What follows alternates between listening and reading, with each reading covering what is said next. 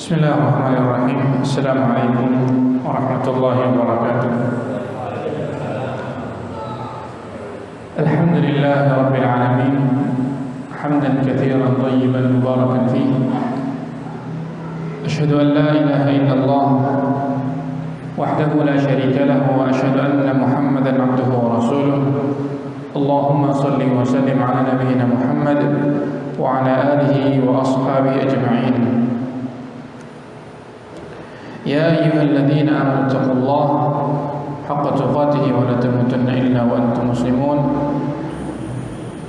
فإن خير الحديث كتاب الله تعالى وخير الهدي هدي محمد صلى الله عليه وسلم وأشر الأمور محدثاتها وكل محدثة بدعة وكل بدعة ضلالة وكل ضلالة في النار. أيها الحاضرون rahimani wa rahimakumullah jami'an. Masih kita di hukum tentang al-mas' al-khuffain, mengusap kedua sepatu dan apa yang diikutkan dengan hukum yang sama dengannya.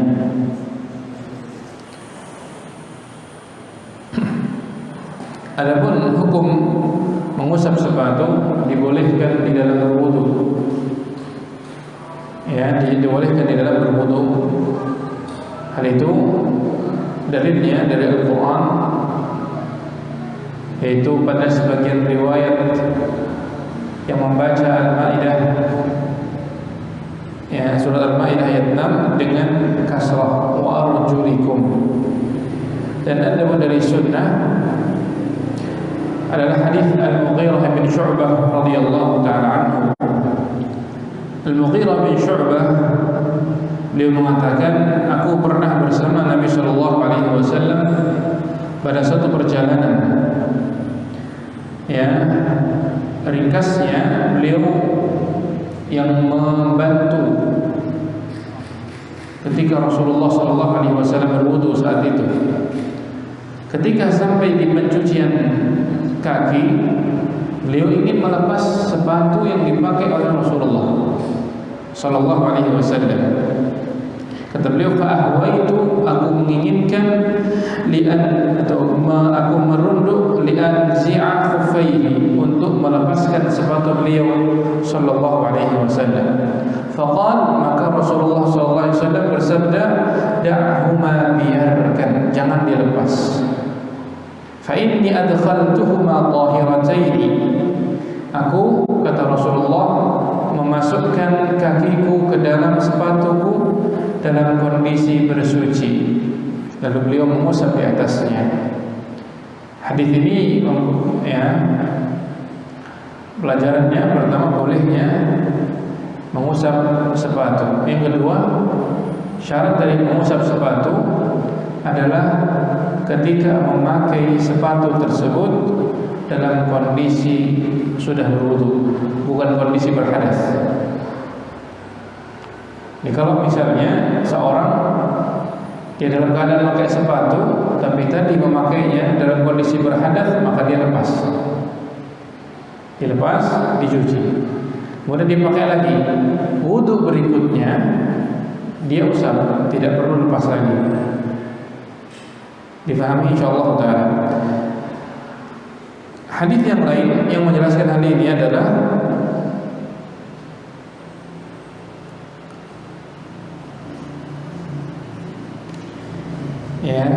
Jarir bin Abdullah radhiyallahu taala anhu. Ini diceritakan oleh muridnya Hammam bin Harith. Kata beliau, aku melihat Jarir bin Abdullah Al-Bajali, beliau radhiyallahu anhu kencing, buang air kecil. Thumma tawadda'a wa masaha 'ala khuffaihi, kemudian beliau berwudu dan tidak melepas sepatunya, dia usap di atas sepatunya. Thumma qama fa shalla, kemudian beliau bangkit dan salat. Fasu'ila, maka beliau ditanya, kenapa tak lepas sepatu? mencuci kaki hanya diusap saja. Kata beliau, aku melihat Nabi Nabi Shallallahu Alaihi Wasallam melakukan perbuatan ini, perbuatan seperti ini, yang mengusap kemudian sholat. Seorang perawi mengatakan dari hadis ini, hal ini membuat mereka takjub karena Jarir termasuk sahabat yang akhir-akhir masuk Islam. Artinya hukum mengusap sepatu itu hukum yang ada dan tidak dihapus karena Jarir melakukannya sementara beliau masuk Islam yang terakhiran radhiyallahu taala anhu. Dan mengusap sepatu ini hukumnya boleh, dinukil ijma' oleh banyak para ulama, di antaranya Abdullah bin Mubarak, Ibnu Munzir, Ibnu Abdul Barr, Imam Baghawi, Ibnu Qudamah dan An-Nawawi. Permasalahan berikutnya, bagaimana hukum mengusap kaus kaki? Kalau tadi khuf itu sepatu kulit.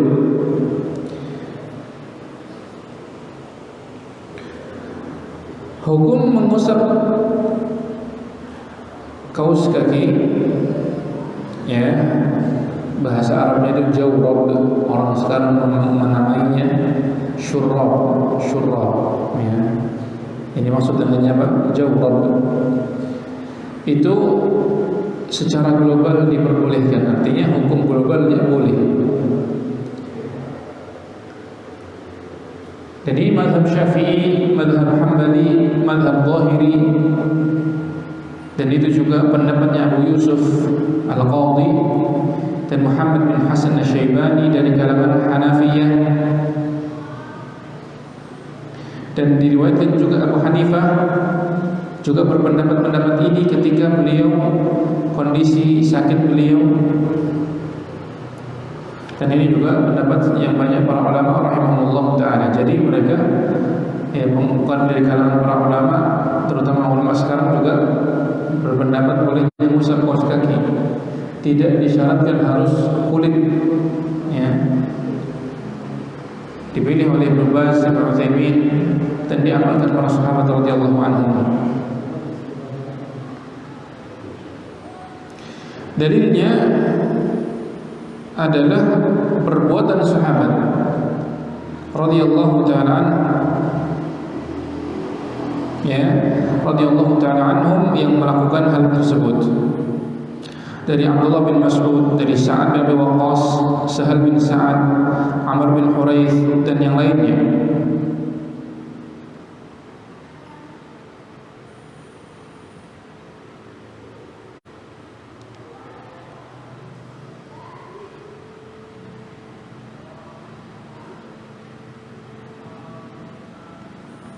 Baik.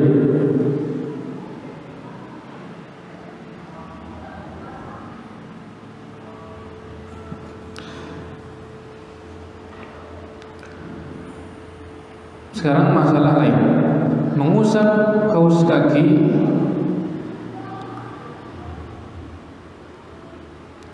ya yang tidak kelihatan darinya kulit. Maksudnya kaos kakinya tebal, kulitnya tertutup, tidak terkena sama sekali apa? Kalau misalnya kita usap di atasnya, kulit tidak kena sama sekali. Ini ada khilaf di kalangan para ulama rahimahumullah ta'ala.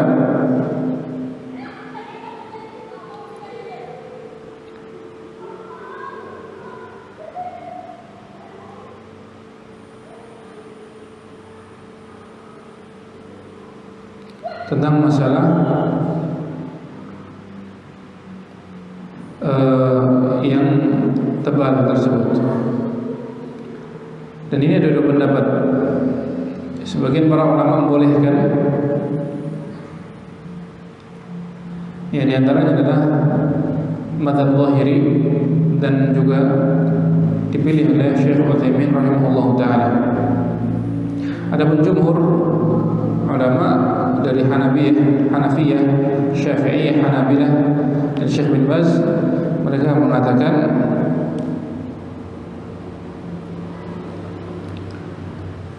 ini kembali pemahamannya kembali.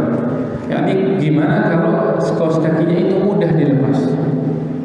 yang itu sangat tipis, mudah sekali lepas, tidak merepotkan ketika buka tutup kaos kaki. Ya, buka pakai sepatu kaos kakinya tidak memberatkan.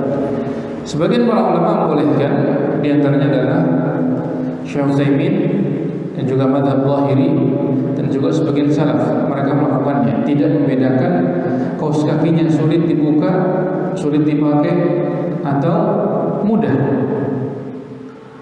Ya, ini yang pendapat pertama. Kemudian yang kedua adalah tidak membolehkan kalau itu mudah dibuka dan dipakai. Karena apa? Karena alasannya, ya, kalau itu mudah dibuka dan dipakai, maka tidak perlu rukhsah keringanan untuk mengusap. Ya, tidak perlu apa? Rukhsah keringanan untuk mengusap. Sementara mengusap di atas kaos kaki dan sepatu itu adalah rukhsah keringanan, karena berat kalau setiap hari harus buka tutup sepatu, buka tutup kaos kaki setiap sholat, baru tadi wudu batal harus buka lagi dan seterusnya. Ini memberatkan. Adapun kalau itu ringan, maka tidak perlu adanya rukhsah tersebut.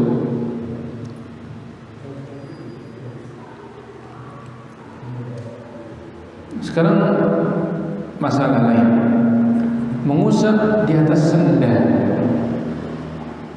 Ada orang pakai sendal, yang sendal itu tentunya mudah masuk, mudah keluar kaki kita ketika makainya.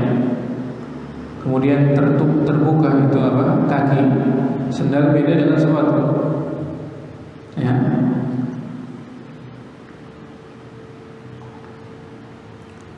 Baik.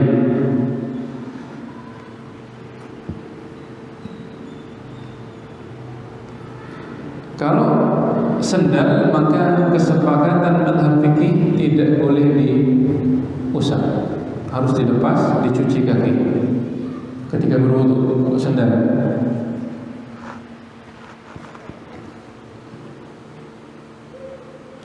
Ya, harus dicuci kakinya, tidak mengusap di atas sendal.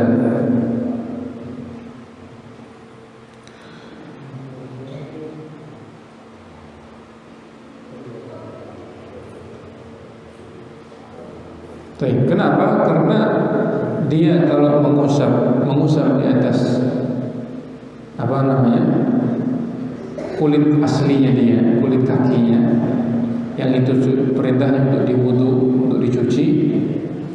Ya, kalau dia tidak melepasnya, bisa tidak tercuci semua. Maka apa? Kalau dia mengusap berarti tidak mencuci semua, sekaligus juga tidak tidak mengusap yang menutup. Artinya dua-duanya tidak berlaku. Maka sendal tidak boleh diusap. Tapi ketika pakai sendal, berwudu dengan dicuci kakinya sesuai perintah Allah Subhanahu wa taala.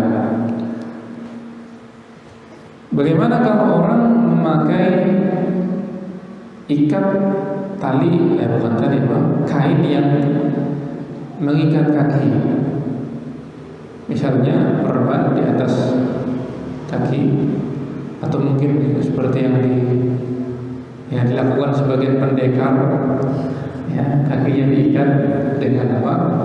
Dengan kain panjang mengganti sandal, ya, itu gimana?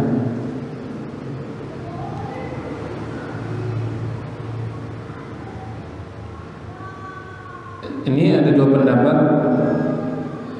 Kalau mazhab fikih yang empat, ya mereka sepakat untuk tidak membolehkannya. Namun sebagian dari Hanabilah, ya, mazhab Hambali, sebagiannya membolehkan dan dipilih oleh Syekh Ibnu Taimiyah dan Syekh Utsaimin. Ya, jadi apa namanya? Kalau ikatan di kaki, ada dua pendapat yang menghukuminya, sebagian membolehkan, ya, sebagian apa? Melarangnya.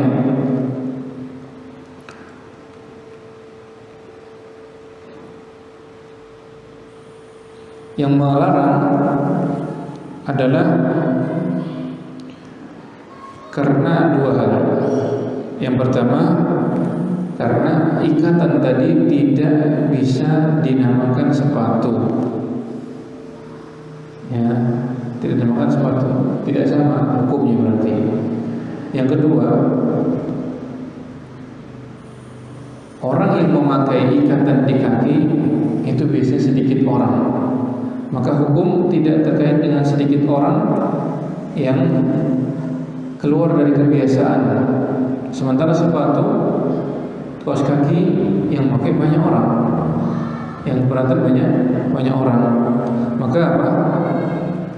Maka ini tidak berlaku. Ini menurut yang melarangnya. Jadi kalau menggunakan ikatan di kaki dilepas. Ini menurut pendapat yang disepakati oleh mazhab fikih 4. Adapun yang membolehkan, ya, mereka mengatakan bahwa walaupun itu bentuknya tidak sama dengan sepatu, tapi menutupnya sama. Dan alasan yang kedua, memang tidak semua pakai ikatan kaki. Kebanyakan yang memakai ikatan kaki justru yang sedang membutuhkan, seperti orang patah kaki. Jadi apa? Ya, apa namanya, ini pertentangan mata fikih. Ya, ada yang mengatakan tidak boleh karena yang memakai sedikit, jadi tidak terkait hukum. Yang mengatakan boleh, walaupun sedikit mereka butuh. Karena patah kaki, lepas skin, kemudian apa namanya, dicuci kakinya. Ini apa? Memberatkan justru. Maka maka ini apa namanya? Ini tentunya insyaallah taala lebih kuat, di mana walaupun tidak apa namanya, tidak sesuai dengan kesepakatan mazhab fikih 4, tapi sebagian ahli fikih berpendapat dengannya dan dalilnya kita lihat ternyata kuat, kita boleh.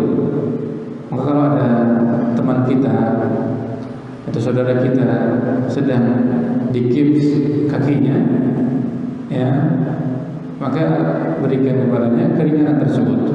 Jangan bilang sama dia, buka gipsnya, kamu harus wudu, dicuci itu. Jangan beratkan. Ya, Allah Ta'ala alam. Masalah berikutnya, mana yang lebih afdal antara mencuci kaki atau mengusap di atas al-khuffain, kaos kaki dan sepatu? Mana yang lebih utama? Mengusapnya atau mencucinya? Artinya dengan ketentuan.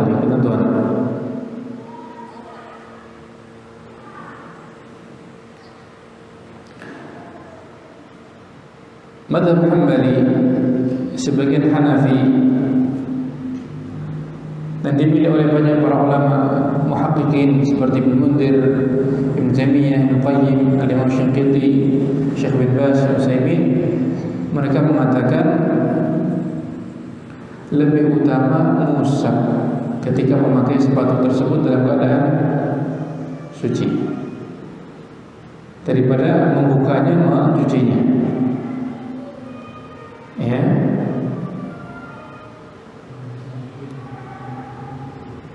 Bahkan bisa jadi wajib mengusap di atas sepatu tadi, kaos kaki tadi. Ketika dia khawatir ada madarat dari melepasnya. Misalnya dingin yang sangat menusuk, ya. Atau mungkin waktu sholat sudah mepet, turun dari pesawat, waktu sholat tinggal sedikit, kita memakai dalam keadaan suci. Sebelumnya, kalau kita lepas dulu, ya, antri kamar mandi, kemudian harus lepas dan lain-lain, waktu sholat lewat. Maka bagaimana? Dia harus mengusap di atas sepatunya saat itu. Apa dalil bahwa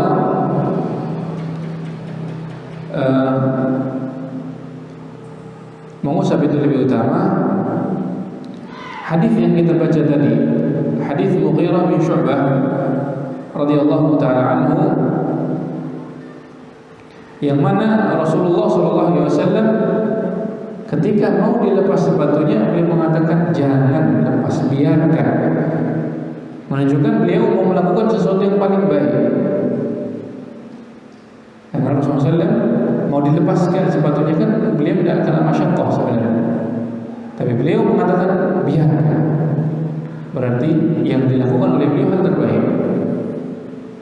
Karena beliau memilihnya, bahkan melarang untuk melepasnya.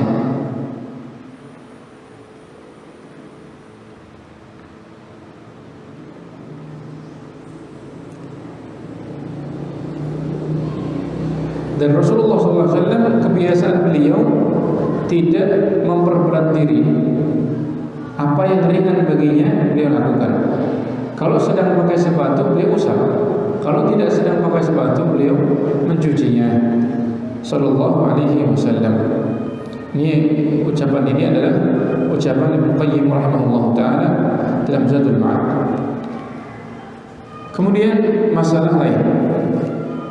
Hal apa saja yang disyaratkan dan yang tidak disyaratkan dalam mengusap sepatu?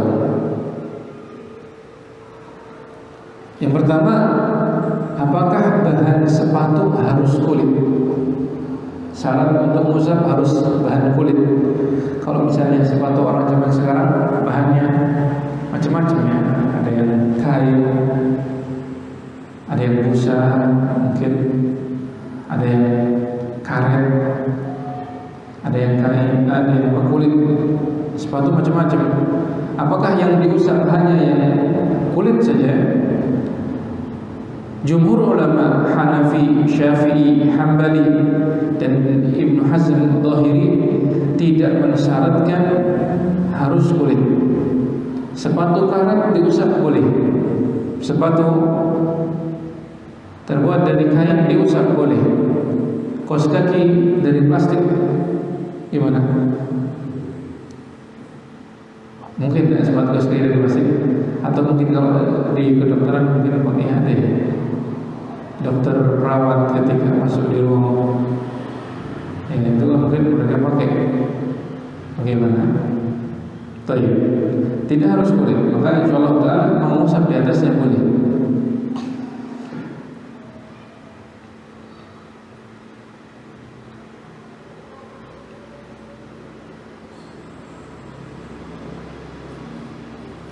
Maka itu insyaallah ta'ala yang benarnya bahwa tidak diharuskan kulit.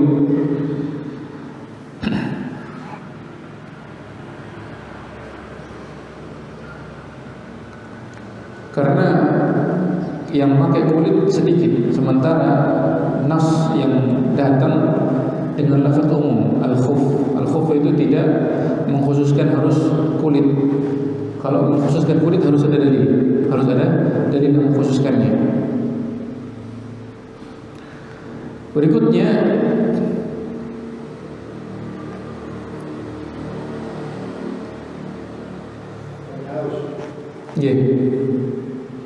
Tadi dibilang kalau pakai sepatu wudhu tidak buka itu bisa, ya kan? Dan tujuannya itu tadi apa, untuk sholat atau mencucikan diri? Untuk sholat. Dan Rasulullah melakukan itu. Masuk masjid dia pakai sepatu. Kalau masuk masjidnya tersebut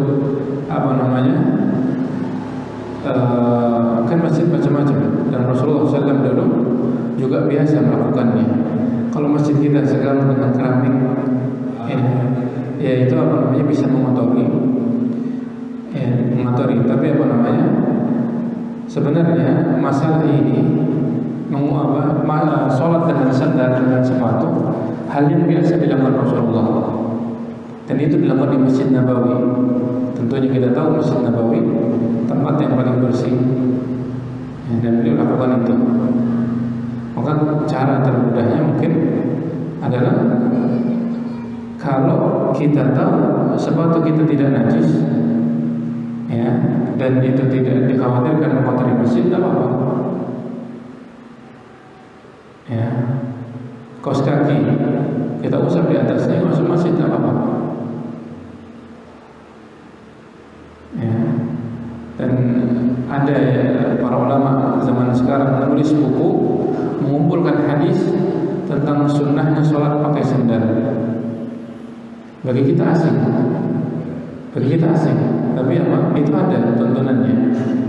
Kita bisa praktekkan misalnya sholat id, kita tidak lepas sendal kita, sholat di atasnya. Tapi kalau kita tahu sandal kita najis, kita tidak pakai saat sholat tersebut. Kalau kita tahu, kalau tidak tahu berarti asalnya hukum suci. Asalnya hukumnya suci.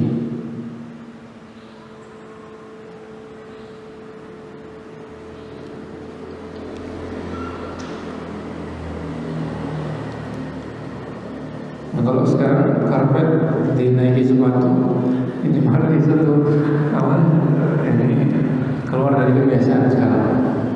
Nah, tapi bisa dipraktikkan di beberapa keadaan. Misalnya di rumah kita punya sepatu yang menutup, mungkin dingin, sholat di rumah dengan kondisi seperti itu, tidak harus terus-terusan dilepas. Ya, ini tuntunan ini menunjukkan kemudahan Islam sebenarnya. Kemudahan. Karena kita nggak harus lepas terus. Ya, nggak harus lepas terus. Memang ada hadis Rasulullah SAW dalam sholat beliau tiba-tiba lepas sepatu. Sebutkan begitu dan sahabat yang lain melepaskannya. Ketika selesai sholat ditanya, kata beliau, tadi malaikat Jibril mengabarkan kepadaku di sepatu itu ada najisnya. Ya, jadi sebabnya bukan karena beliau. Terus kamu sekarang ditanya lagi sholat tanpa sepatu gimana? Beliau bukan karena sendalnya, bukan karena sepatunya. Baik.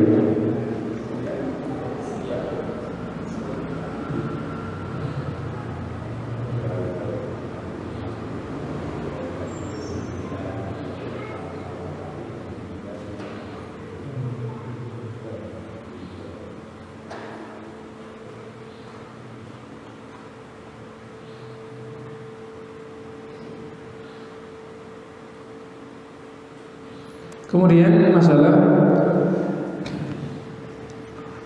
apakah sepatu tersebut harus menutupi sesuatu yang harus kita cuci? Yani sepatu tadi sampai ke mata kaki, ataukah tidak? Misalnya kita sepatu yang di bawah mata kaki ada sepatu jogging misalnya, sepatu bola itu di bawah. Ya, baik. Di mata kaki, apakah harus di atas mata kaki, yang menutup mata kaki? Ini ada dua pendapat di kalangan para ulama yang mengatakan, ada yang mengatakan disyaratkan harus menutup sesuatu yang harus dicuci, itu sepatu tadi. Ini kesepakatan mazhab fikih yang 4.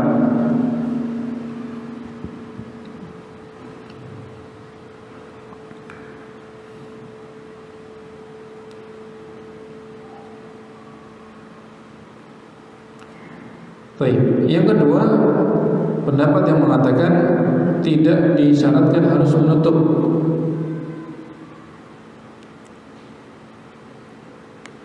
Ya, karena dalilnya umum, dan tidak ada satupun dari nas yang mengatakan harus menutup mahallul fard.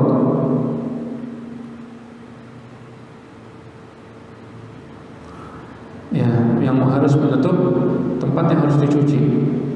Dan yang kedua alasannya adalah seandainya itu adalah batasan, pasti Rasulullah SAW sudah menjelaskannya. Karena apa? Karena ini kaitannya dengan keabsahan sholat. Karena kalau itu syarat, beliau akan jelaskan. Ya. Baik. Dan ini adalah pendapat yang dipilih oleh Ibnu Ibnu Hazm, Syekhul Islam Taimiyah, dan Syekh Utsaimin rahimahullah taala. Bagaimana kalau sepatunya ada sobekan? Kalau tadi kan kalau nggak menutup, misalnya sepatu jogging yang di bawah mata kaki, ya, sepatu bola misalnya. Sekarang kalau sepatunya robek bagian depan, harus nggak diusap? Boleh nggak diusap? Harus nggak kita lepas kemudian kita cuci? Karena ada tempat yang kelihatan, bagian jempol misalnya sepatunya. Karena rusak atau karena memang sobek karena sesuatu, ya. Sebagian kan memang punyanya sepatu itu karena mungkin keterbatasan biaya, tidak bisa beli sepatu, maka dia boleh musaf atau tidak? Ini banyak pendapat dari kalangan para ulama dalam masalah ini, ya. Dan yang beliau ambil hanya dua. Kata beliau yang paling kuat ada dua. Kalau itu sobekannya kecil, itu boleh diusap. Ini mazhab Hanafi, Maliki, dan Syekhul Islam Ibnu Baz. Dan pendapat kedua, itu pendapat pertama mengkaitkan kalau cuma kecil.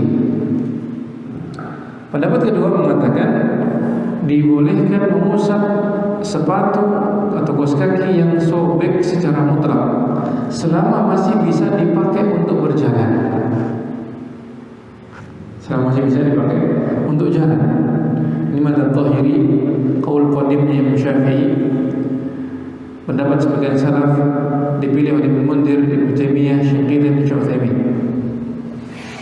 Jadi mereka mengatakan boleh diusap selama masih bentuknya bentuk sepatu atau bentuk kaos kaki dan bisa dipakai walaupun robeknya besar.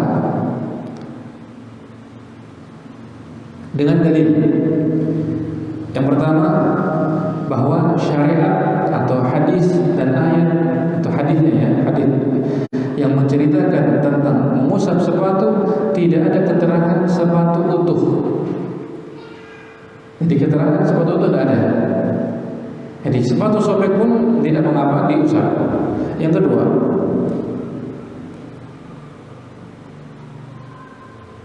Rasulullah SAW sudah tahu di kalangan umat itu ada yang punya sepatu utuh, ada yang punya sepatu sobek sedikit, ada yang punya sepatu sampai mana-mana, ada yang punya sepatu rusak, ya. Rusaknya parah atau tidak, sobeknya parah atau tidak, dan Rasulullah tidak mengkhususkan. Padahal beliau tahu. Ini menunjukkan bahwa, ya, bahwa memang dibolehkan mengusap di atasnya. Apalagi di zaman para sahabat radhiyallahu anhum, umumnya mereka saat itu banyak yang miskin, Ahlus Suffah. Sahabat yang dikenal dengan Ahlus Suffah itu hitungannya bisa sampai beberapa ratus orang yang tinggal di Masjid Nabawi, tidak punya rumah, makan tergantung orang yang mengasih. Sahabat lainnya mengasih. Mungkin gak mereka punya sepatu rusak? Kalau mereka mungkin, saat ada sepatu mereka rusak, mereka pakai. Mungkin gak mereka dilarang mengusap? Kalau memang dilarang mengusap, mana dalilnya? Ya harus ada pengkhususan, dalil.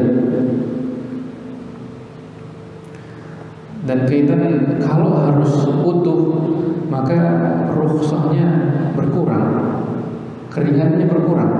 Berarti ini hanya berlaku buat orang yang punya sepatu utuh.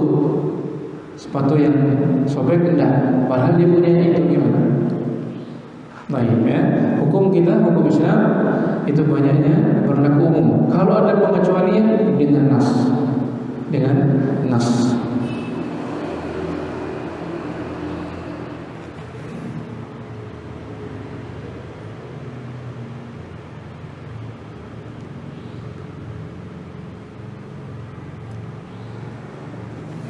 Syarat lain dari mengusap sepatu, apakah harus menghalangi sampainya air ke kulit. Misalnya tadi kaitannya dengan kaos kaki yang tipis ya, kaos kaki yang tipis. Ini dua pendapat, mazhab Hanafi, Syafi'i dan satu pendapat dari Hambali mengatakan disyaratkan harus sepatu tadi menghalangi air itu meresap ke dalam kulit. Kaos kakinya harus menghalangi dari itu. Ya, ini pendapat pertama karena menurut mereka kalau diusap saja air sudah nyampe ke kulit, maka lebih baik dilepas biar cuci sekalian. Ya.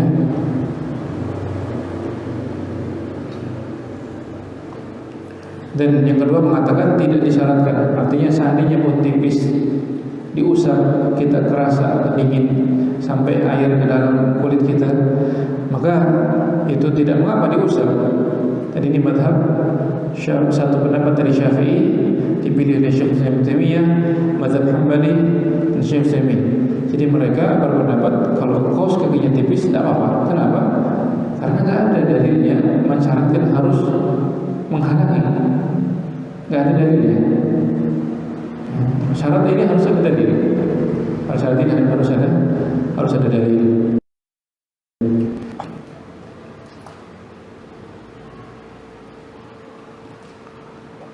Masalah lain, haruskah sepatu tadi adalah sepatu yang mubah? Mubah itu boleh dipakai, sepatu dia sendiri, sepatu anaknya, ya, atau sepatu teman yang biasa saling pinjam meminjam, atau saling yang dicuri atau yang dipinjam tanpa izin. Tanpa izinnya.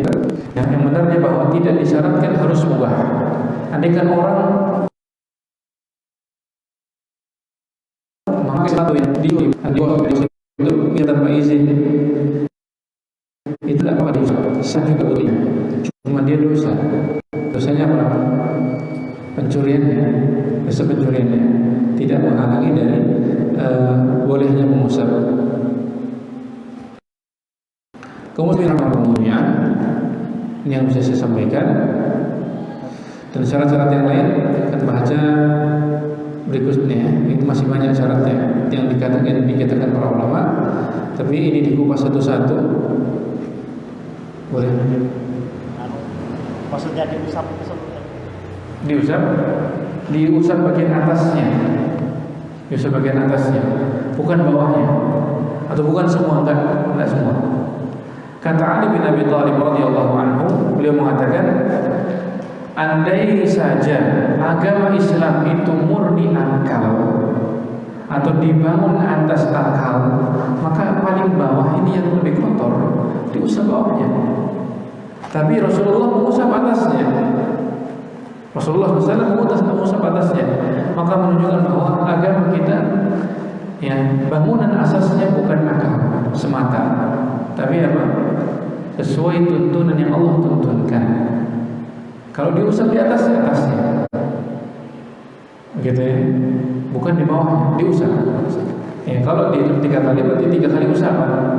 Ini kita ambil air, dibuang, ini masih ada basah, kita usapkan. Bukan dengan air yang ada kita cuci. Nanti air yang ada yang tadinya dingin tambah nusuk. Yang tadinya dingin karena kita pakai kaos kaki biar hangat, kita pakai usap tapi pakai air, yang ada malah makin tidak nyaman kaki kita.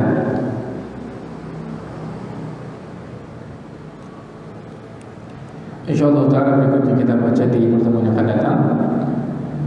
Semoga apa sedikit ini bermanfaat untuk saya pribadi dan semua. Allahumma salli ala Muhammad wa ala ali Muhammad kama shallaita ala Ibrahim wa ala ali Ibrahim innaka Hamidum Majid, wa barik ala Muhammad wa ala ali Muhammad kama barakta ala Ibrahim wa ala ali Ibrahim innaka Hamidum Majid. Rabbana zalamna anfusana wa lam taghfir lana wa tarhamna lanakunanna minal khasirin. Rabbana hab lana min azwajina wa dhurriyyatina qurrata a'yun waj'alna lil muttaqina imama. اللهم ارنا الحق حقا وارزقنا اتباعه وارنا الباطل باطلا وارزقنا اجتنابه. اللهم اجعل jalla wa ala.